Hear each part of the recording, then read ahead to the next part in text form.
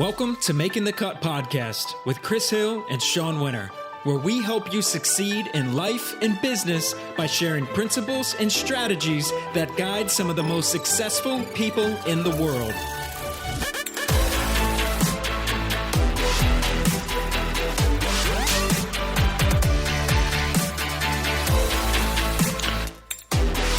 Welcome to episode 12 of the Making the Cut podcast. I'm Chris Hill with my co-host, Shawn Winter. Today we're doing something a little bit different. Instead of having a featured guest, it'll be Shawn and I talking about business, about entrepreneurship and leadership and running a team. Shawn, I'm excited to have this conversation with you. How are things going on your end? Absolutely. I'm excited too. Things are going well. And what we did is we sent out some communications to our respective audiences. And Chris, I've been there before, but you had a little bit of technology issue, huh? I sure did. You know, I sent out to my huge audience an email saying, "Hey, we're going to be fielding your questions this week on the podcast. If you have anything business, entrepreneurship, leadership related, shoot me a reply to this message, and I'll do my best to get it on the podcast." Well, all those emails that I got back, who knows how many there are? They're somewhere out there in Never Land. It like hits you in the stomach too. I know that feeling. When I first launched Entrepreneurial Chef and I first did the magazine, I created a free issue. It was the issue with you, coincidentally. And so I put it out there for everybody to be able to download and kind of test it. And then from there, I think a couple of days went by and I realized that actually it was an email. Somebody had emailed me and they said, "Hey, am I going to get this issue or what?" And I thought, well, I set everything up. I set up the automatic email system, you know, all those different triggers. And it turned out I didn't set it up properly, and I had close to 100 people that were waiting on getting this magazine, and they were just sitting there. So I felt like an ass. It was a terrible feeling. I know the feeling. Absolutely. So anyone that responded, I apologize. Let me know maybe on Facebook. That way I'll definitely get it, and we can at least maybe chat and field your question at a later date. But, you know, like we've been doing recently, Shawn, a little joke to start things off. I think I showed a little bit of my humor last week with our conversation with Bernadette. But I've got an entrepreneur joke today. All right. I'm ready. Let's do it. So this is a conversation between two people. So what made you decide to go into business for yourself? Well, it was something my last boss said. Well, really? What was that? You're fired. There you go. They always say that entrepreneurs are the worst type of workers in an environment not for themselves, because they like to march to be their own drum. I know that's the case with myself and Shawn, maybe a little bit for you as well. I mean, I think I was a pretty good employee. I'd like to think I was. But for me, at times, I felt stifled creatively. I wanted to do things that I felt like my hands were tied. So it became a little difficult. And there's some questions that I get with Entrepreneurial Chef as it relates to people wanting to make that leap because they feel that same restriction, but they just don't know how. So I definitely can understand it. And Shawn, with the magazine and the website, how many culinary entrepreneurs have you interviewed and connected with since the inception? Oh, goodness. Let's see. It's got to be somewhere around 60, 70, I want to say. Maybe 60, 70 people that I've had in-depth interviews with. Connected about 200, 300 to where it's been conversations about either the platform or partnering or working together or contributing or something of that respect. So I've had the incredible opportunity to get some awesome insights, to which I'll share as much as I can to some of the questions that we have here. Absolutely. Well, what do you say we jump right in? Absolutely. And some of these questions here, we took them straight from, there's a survey that I send out to everybody that either joins the community with Entrepreneurial Chef or gets a copy of the magazine. And so some of these questions come from that group. And then some of the questions, Chris, you did a Facebook Live last night. Yep. From there, and just in general, folks reaching out, looking for help with business of all sorts of kinds and shapes. All right. So let's do number one. Is being a business owner all it's cracked up to be? What do you think, Chris? Well, I would say yes and no. Yes, it's very gratifying. It's rewarding. It's incredibly rewarding, across the board. But I say no because most people going into it don't understand the commitment and the energy and the time and the effort that goes into making something work. Most people you try something for a little while, it doesn't work right away, so they give up, or they shift gears too soon, but they don't really have any sort of strategy attached to it. I think knowing it's going to be hard, knowing that along the way you're going to have some hiccups and challenges, but creating a strategy and surrounding yourself with the right people makes it really rewarding and gratifying along the way. How about for you? Yeah, I think there's a distinction for me between just a business owner and a successful business owner. I would say that being a successful business owner is definitely worth the hard work. What is very difficult and what deters a lot of people is that they put in blood, sweat, and tears and they wind up with a mediocre business or something where they're just treading water. And that becomes very, very tough to handle.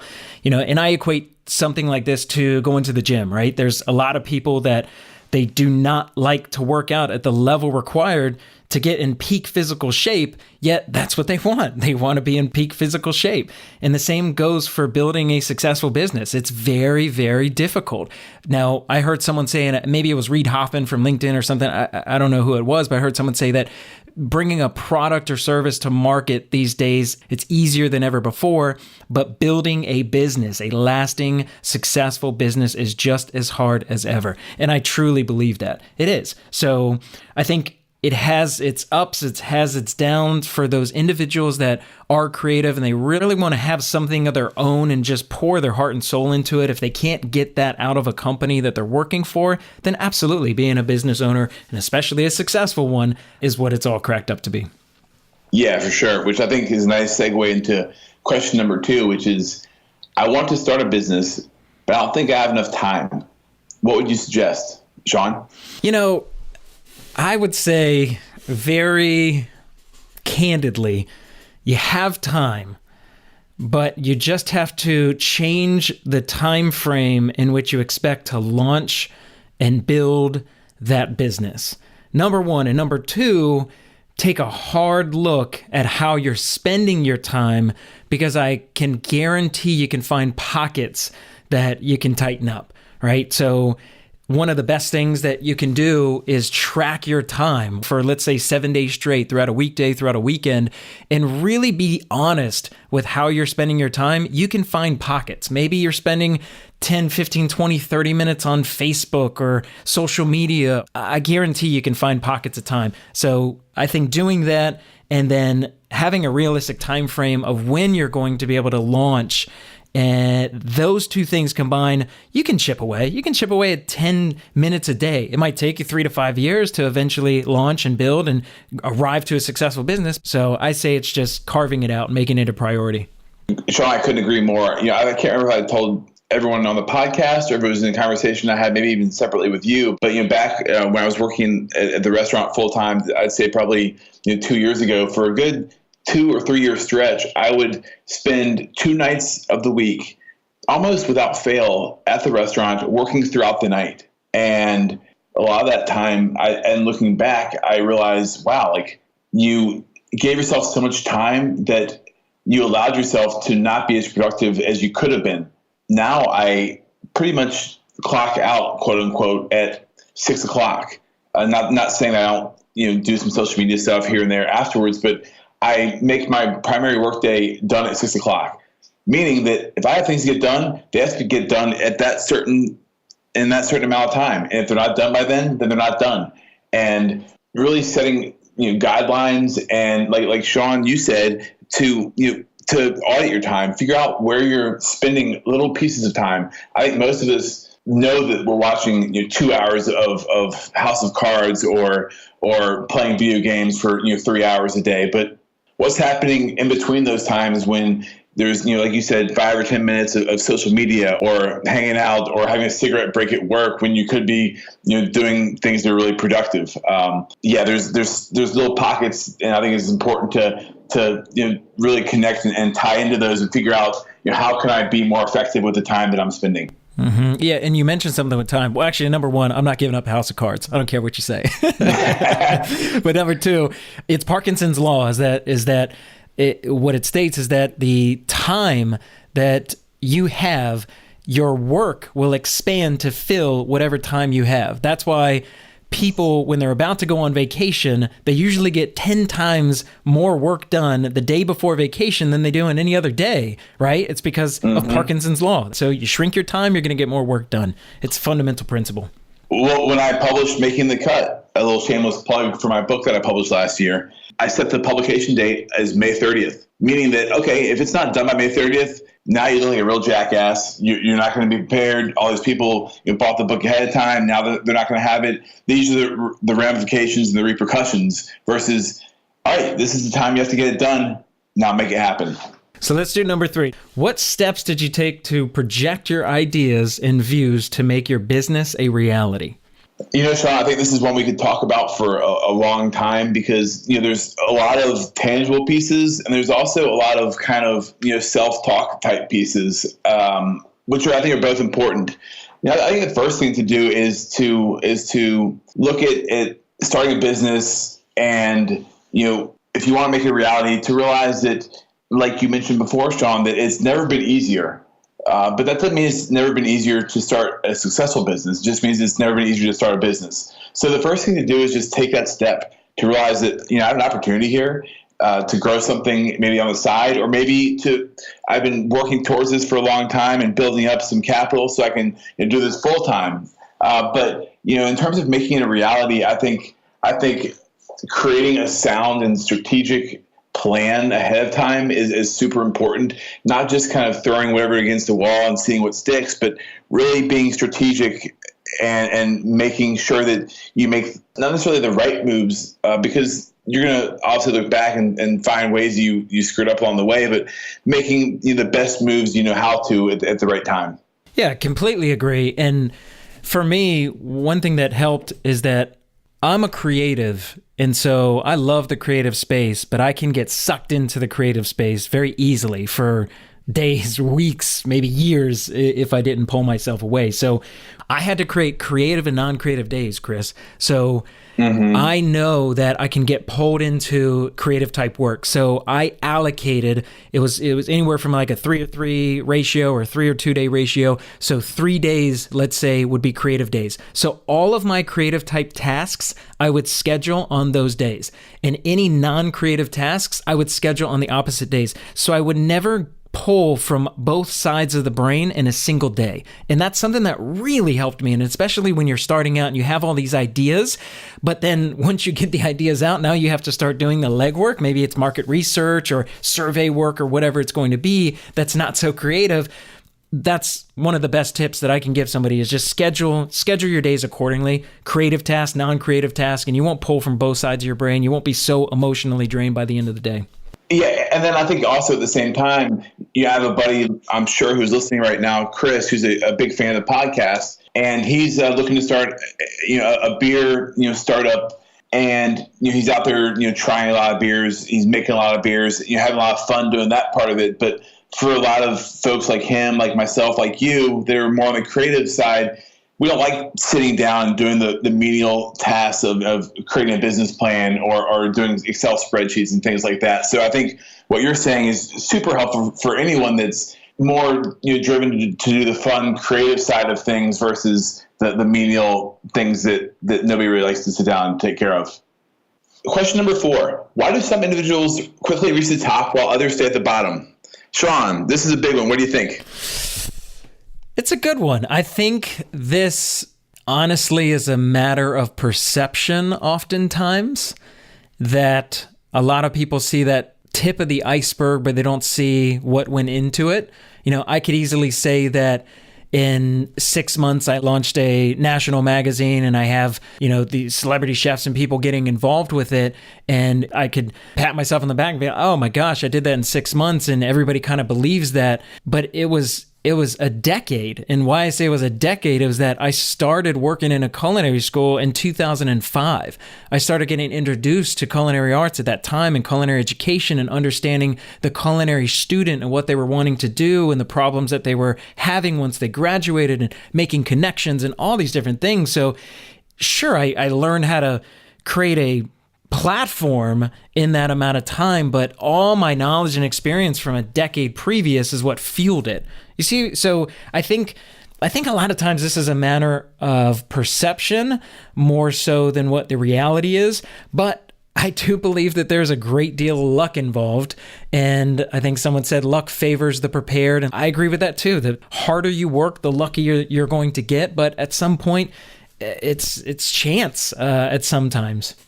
And, reaching the top, quote unquote, what does that mean for you or for me or for anyone listening? I think, if anyone's out there listening right now, like their definition of the top is different than mine versus yours. So I think you need to figure out, what does the top mean for me? Is that a business, revenue goal? Is that the top mean that I get to live the life I want with my family and my kids? Does that mean that I get to live on the beach somewhere and not have to, show up to work every day, but I can just do everything remotely from a computer?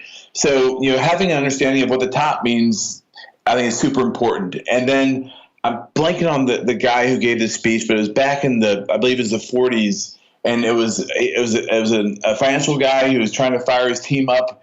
And he's talking about what it takes to be successful, the common denominators of success.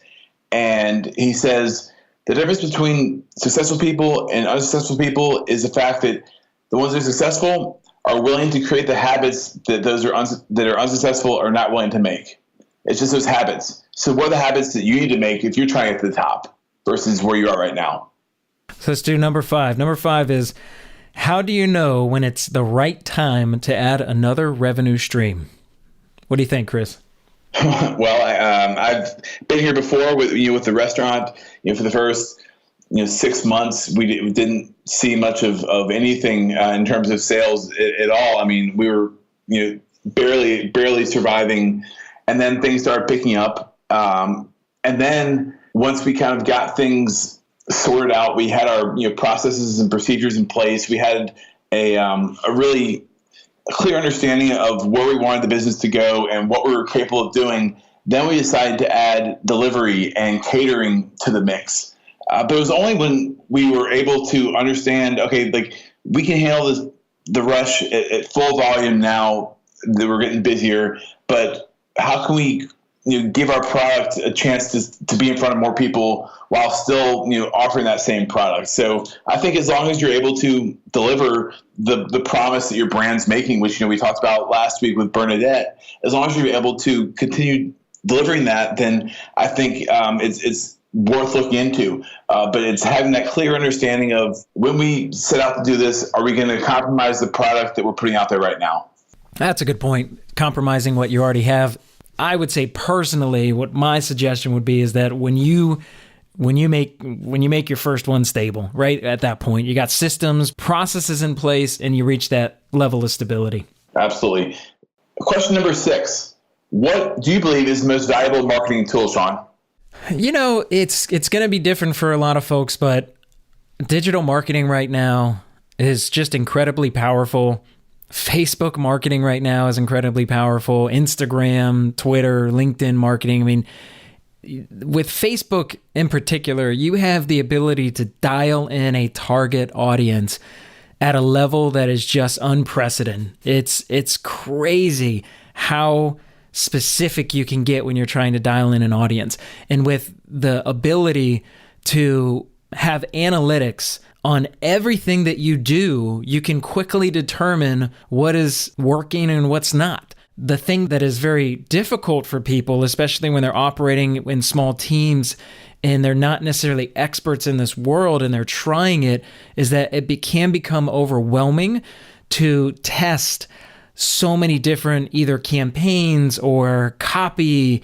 It just can become a little overwhelming. But I picked up something from the CEO of Blue Cart, and he said to me at one point, he said, Shawn, we scaled quickly because we assumed nothing and tested everything.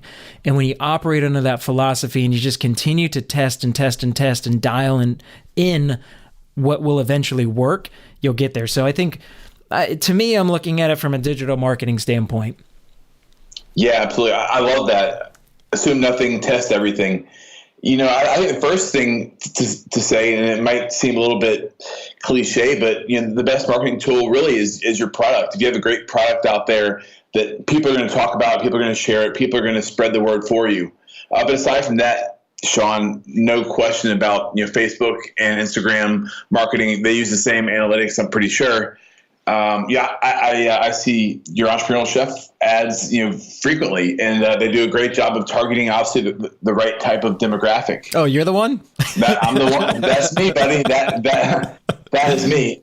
I would also say for folks that are maybe just starting out, I think now it's a little bit harder to start building, platform on Facebook or Instagram or even maybe things like Snapchat. Obviously, you can still do it. It takes a lot of work, but I would look at whether you're in Google for an Android or if you're on, the App Store for iTunes, but go in and at least once a week, look at the top 20 to 50 apps that are being downloaded in each of those marketplaces and see if those are social type of apps that people are using that could maybe be catching on in the near future. So basically getting in early on what is now, Facebook or Instagram or Snapchat. You can do the same thing with something that's up and coming now. And the earlier you get in, the first mover advantage, applies so incredibly much.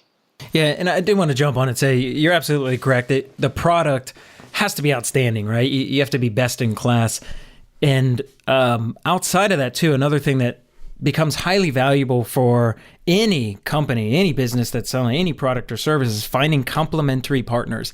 The food analogy for this is peanut butter and jelly, right? They go together perfectly. So finding those partners, those other companies that you complement, right? So I've worked with some companies in the culinary tech space and have offered issues and subscriptions of Entrepreneurial Chef magazine to their user base, which helps with my reach, right, to getting more food entrepreneurs to looking at the magazine, but also as a value add that they can offer to their customers. So it's completely complementary in nature.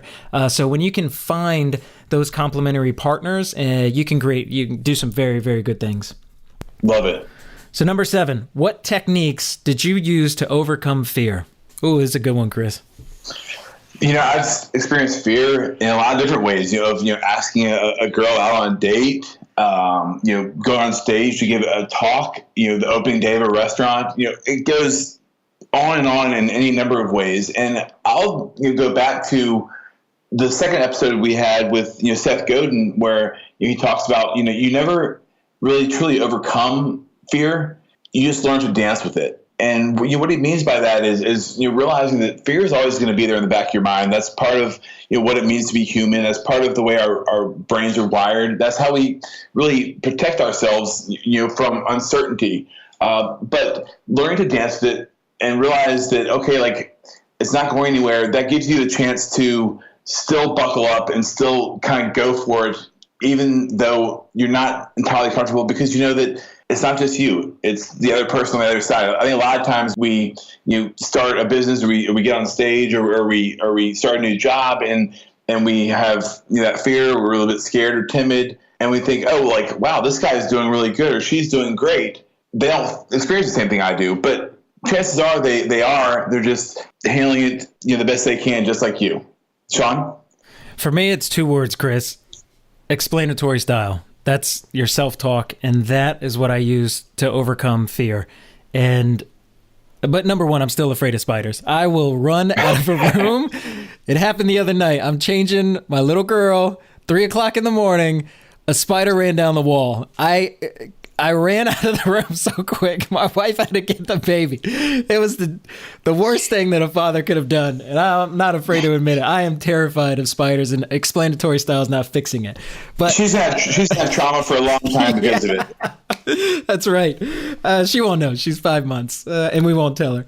So, I have a massive fear of failure. And you're right, Chris. It doesn't go away. You just learn to deal with it. And I've been able to deal with my fears by managing how I talk to myself. Whatever moments happen that trigger that fear, I now have auto responses in my head, phrases, mantras, whatever you want to call them, that I will say to myself to calm myself down. And it changes my perspective on whatever that situation is that's causing that fear. Very simply, that's the best way for me that I found been able to overcome it. Yeah, and I know that we've talked about it here on the podcast too. The one question that I try to ask myself, and I think you might even do the same or something similar, is, with this situation, what's the worst thing that can happen? Mm-hmm. And then you answer that, and then from there, what's the worst thing that can happen? And you realize that chances are, like, it's not going to be as bad as this doomsday scenario that I've started to kind of tell the story of in my head. So true. All right, number 8. What's the best way to raise money for a venture? And a little in parentheses, especially getting financing with terrible credit. What you got, Shawn? The number one thing that I see with people that are getting involved with the platform is they say time and time again that money is holding them back from taking the leap into whatever business or whatever product they want to create, into whatever service they want to offer, whatever business they want to build. And I say that you have to turn that and just become resourceful and work with what you have, with where you are, and get started somehow, some way. And sometimes it takes scaling back the larger vision that you have or that you would like to have in this moment and starting on a smaller scale and building up to it, right? Changing the time frame in which you will get to the eventual goal that you want to have. So I think there's that dynamic at play, right? Scaling back, working with what you have right now. If that means you can't afford a restaurant, but you can afford a food cart and you learn how to run that successfully, that scales into a food truck, that scales into a restaurant, great. You've got started and you learn some valuable lessons along the way. Outside of that, I would say you have to be able to enroll people in the vision that you have. So let's say that you've got a solid business plan. You have to enroll people in the vision, and you have to show them how they can get a return on their investment, right? Because that's what they want at the end of the day. Nobody wants to put up money that they're going to lose. And then the last thing I would say is for financing with terrible credit, go to a bank, get a secured loan, pay it off quickly, do it again until you start bouncing your credit back up. Now, I'm not a financial advisor. I'm just saying that because I've heard that method being used before, but just make sure that fits for you. What about you, Chris? Yeah, for sure. And I can tell you, people come to me, if not weekly, daily, saying, Chris, I want to start this restaurant. I'm 28. I'm ready to go out and do my own thing, but I have no idea where to start with financing. And banks aren't gonna lend money to the normal independent restaurant that's looking to be a startup. From me or from you, Shawn, or from the average person. They're just, it's too big of a risk, right? I mean, the whole idea of 9 out of 10 restaurants fail in the first 3 years is real, and it's scary if you're the person lending. So that's where you go to the people close to you, to your family, to your rich cousin or grandfather or uncle or whoever that might be. But don't just use them for their money. You like you said, you enlist them in the vision, and that starts with, okay, if I'm looking for money now, I need to have started 18 or 36 months ago and creating this vision that people can start to understand who I am and what I'm trying to create. So if you want, like my buddy Chris, the beer guy, he's done a great job of growing his Instagram page from, he was getting 2 or 3 likes per post, 6 months ago, to now he's getting 100 and 200 likes per post just a few months later, because he's building the right type of understanding of who he is and the brand he's built. And so now when people are interested in beer and they're interested in learning about beer, they go to his page because they know this can be valuable. So, if you're trying to be like the seafood person in town and create, maybe it's a lobster roll food truck, show everyone around you, show the world that you're the lobster person, that you cook lobster all the time, that you have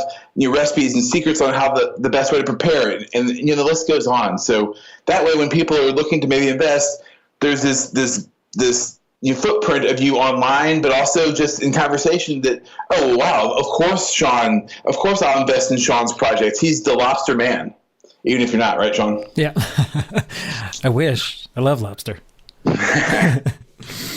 Number 10 is a question that I got from Chris on Facebook. This was a private message, but I told him we'd try and tackle this one. He's working super long days. He's looking for a little bit of time off. He's just feeling drained. He can't ever really get away because he can't trust the staff to properly execute while he's gone. He's just looking for some answers, wondering, if I were adult like this, with a situation like this, or if I know of anyone that's dealt with a situation like this. Shawn, I know you've really been more on the academic side, but what's your take?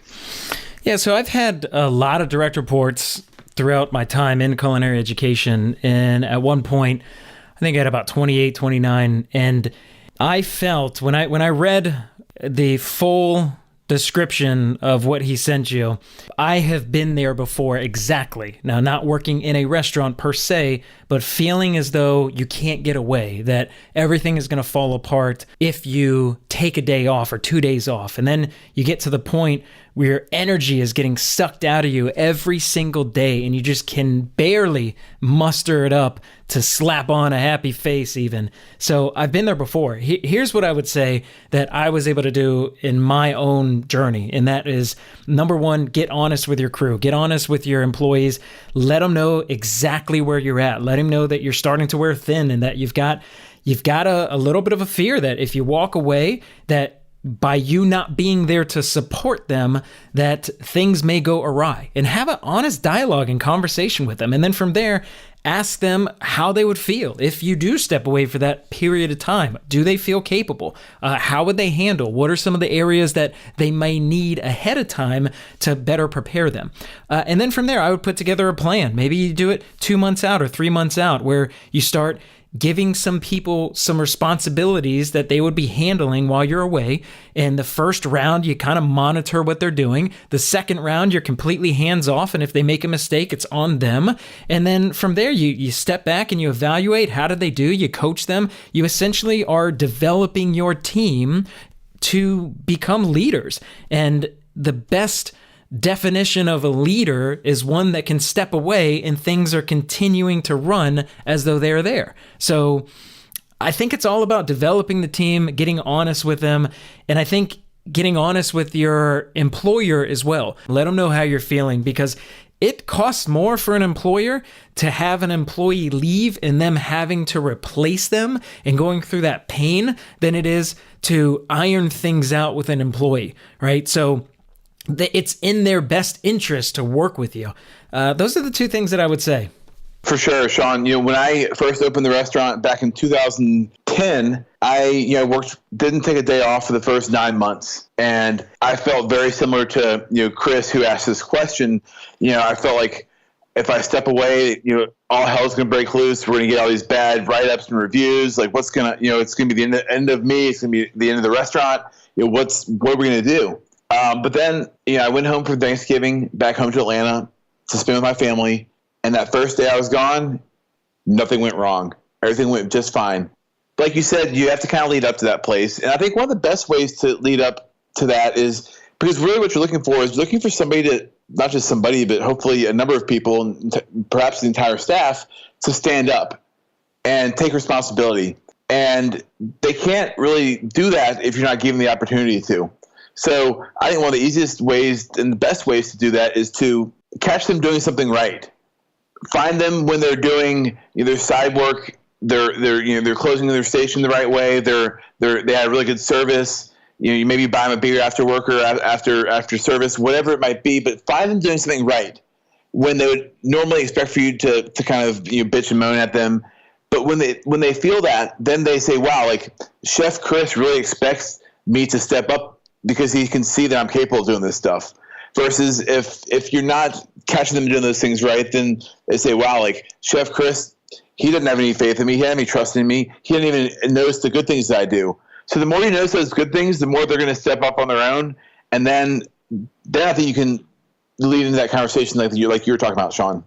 Absolutely. And the other thing I would say is that your health is the most important. And if you're, it sounds like Chris is in a situation where his health is declining or he feels as though his health is declining, that's the most important. So I would say put that plan in place, get some systems in place, get some standard operating procedures in place, and develop that team, and then take some time.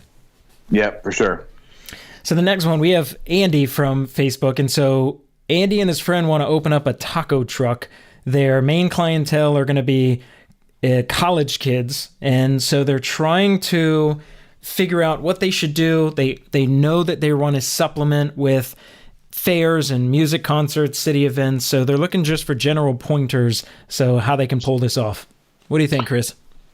The first thing I would do is test the product. Figure out, if the product that we're putting out there or that we want to put out, if people will like it, if the target demographic will like it. So maybe it's reaching out to, if you went to school there, you have some friends that are in school there, reaching out to some of the fraternities or to the professors there, and you can drop off some tacos to their class. This will obviously cost a little bit of money, but it'll give you a good feel for the product that you're putting out there to see if it's something that you think people would really like. And then from there, I think it's create a business plan. Really, I think understanding, you talk about the supplement the income, which I think is a great idea, because I've always been scared of the idea of starting a food truck, because you can only do X number of people during lunch, X number of people during dinner, and that's it, right? And you're only going to charge a few bucks, maybe up to $10 per person. But if you supplement with fairs and concerts and different events throughout town, I think that's a great way. But just keep in mind, for most of those, there's going to be some sort of quote unquote like rent. If you have to rent the space for the weekend, which can be pretty costly, but it's also great exposure. So understanding kind of those hidden costs as you're building the business plan. Yeah, and I would say watch out for the false positive. If you're going to be dealing with college kids and you go to fraternities or sororities and you drop off tacos and they say that these are great, but meanwhile they're 3 sheets to the wind, you got a false positive right there. So watch out for that. But I would say, obviously I agree, Chris, but I'd say a business plan is so essential, mapping out some of the capital requirements and just some of the things that are going to go into that. But the value of doing the business plan together with the two of them is that you can kind of do they call it a pre-mortem exercise, right? So this is where you anticipate things that may go wrong in a business ahead of time before they go wrong, and then you talk about how you're going to solve them as a team. And there's value in this, in not only doing the business plan, but also talking about worst case scenarios and what happens if they go wrong, doing that pre-mortem exercise, that you can get a better understanding of how each other are going to either complement or weigh each other down, so there's value in doing that. I would say do those things for sure. Mm-hmm. For sure. Jordan on Facebook asks, I just opened up my first restaurant and I'm working 100 plus hours a week. And I'm sure it's crazy hard. And I'm trying to keep up with everything, trying to do my job as executive chef and work all the hourly positions that have yet to be filled. I'm starting to question my decision. I'm in need of a good pep talk. Also looking for some guidance. He asked me, Shawn, but what you got? From the people that I've connected with, there's not a successful food entrepreneur or entrepreneur in general that I've talked to who did not question or second guess their decision or the direction at some point. It happens, right? And when you're first starting out, I think the reality that it's going to be a little bit harder and it's going to take a little bit longer, that can hit somebody very hard. And I would ensure that for this person, for Jordan, you have standard operating procedures that are in place that are going to free up just a little bit of time, right? Even if it's a 5 or 15 minute discussion that is not going to happen over and over because you got those in place. I would also say I would question if there's a hefty amount of delegation going on and if there's a lot of trust in the staff to be able to handle things. But if you're just starting out, that's the way that it goes in terms of working those hours. It's you're putting it in, you're putting in that hard work, and it can be very tough. What I can say is that it's very cliche, but there's light at the end of the tunnel. As long as you're a good operator, and that's where you got to look in the mirror, though. Yep, and I think you didn't mention this part, but Shawn, Jordan mentions that there's certain staff, I guess, negligence, or there's not enough staff to fill the schedule. which is challenging, which is hard. Like when you're working, for two people, or you have two people working and there should be five.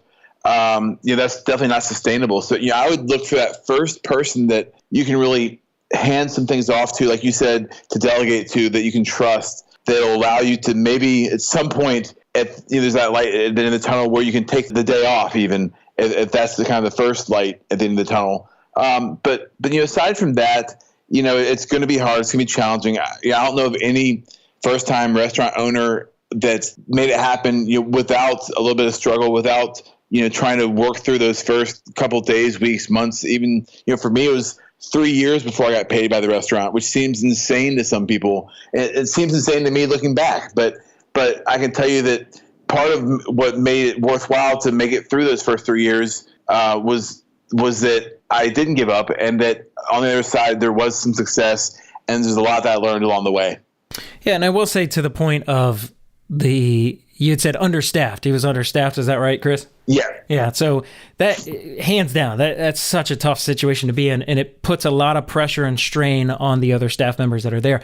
I would say in that situation is be very open and honest with them about what you're doing to bring other people on board. Get them involved in that conversation or even involved in that process. Because if they feel as though incrementally you're taking steps to relieve the pressure, then it's going to put a little ease on them. That's number one. Number two, be so appreciative and just shower them with love and affection, and tell them how much you appreciate them stepping up and handling the position of two people at times, and do not be light in this. That's a great point, Shawn. Absolutely. We've got three more.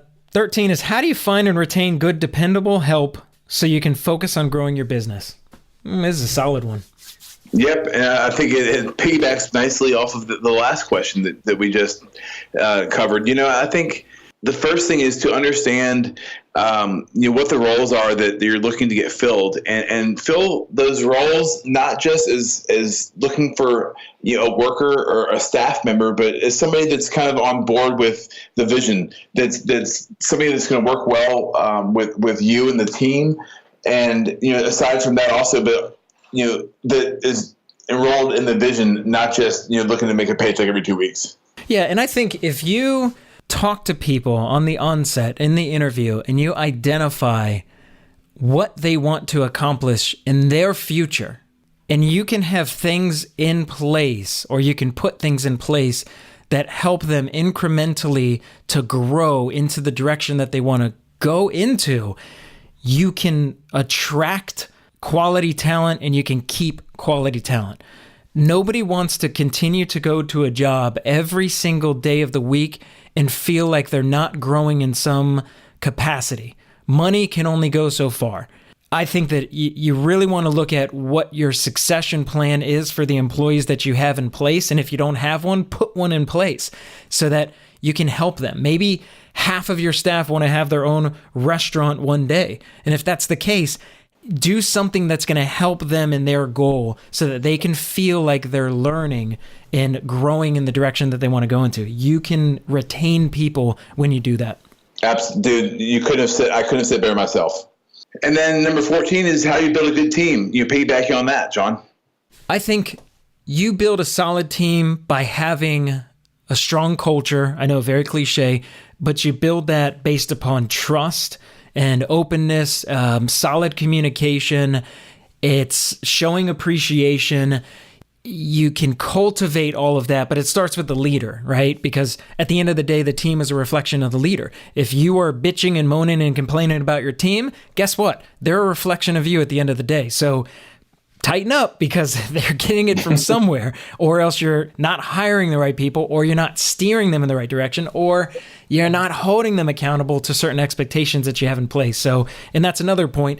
have very clear expectations and hold people accountable. I think Tim Ferriss said the success in a person's life or business is measured by the number of uncomfortable conversations that they have. And as an employer, you have to have those uncomfortable conversations. You can't sweep them under the rug. You have to correct behaviors as you see them, or else those behaviors will infiltrate a team. And it only takes one. It only takes one person to infect a team.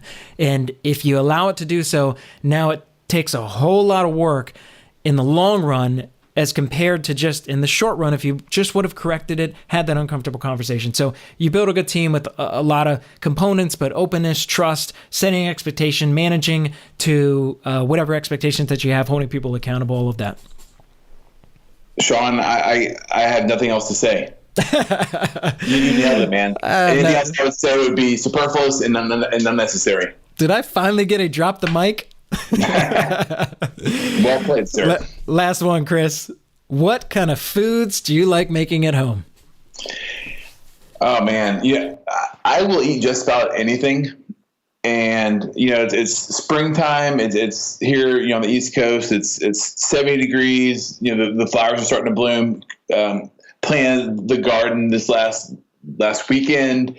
Got some herbs and tomatoes and peppers coming up hopefully soon.